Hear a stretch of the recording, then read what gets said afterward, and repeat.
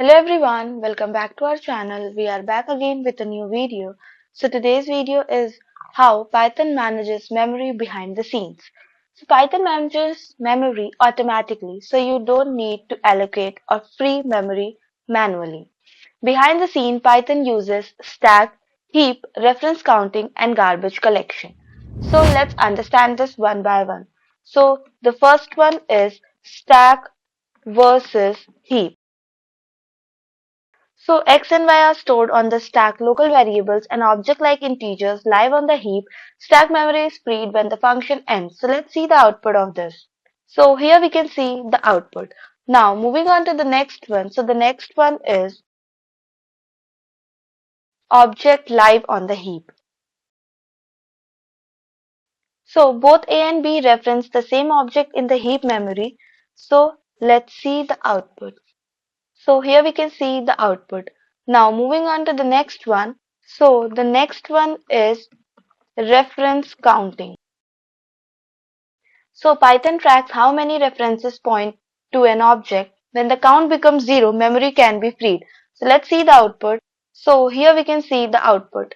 Now moving on to the next one. So the next one is deleting reference.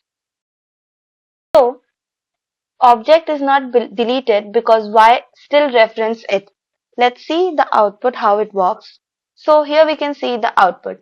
Now moving on to the next one. So the next one is automatic garbage collection. So garbage collector handles circular reference automatically. Let's see the output. So here we can see the output. Now moving on to the next one. So the next one is circular reference example.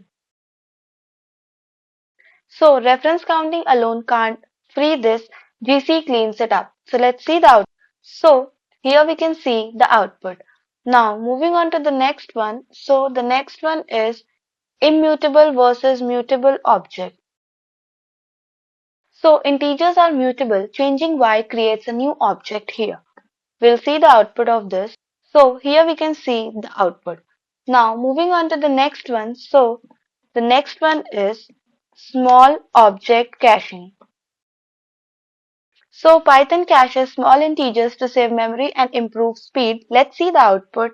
So here we can see the output. Python memory management is automatic. Use reference counting plus garbage collection, frees unused objects safely, and optimizes common cases internally. So if you like this video, do like, share, subscribe for more Python tutorials, and thanks for watching today's video.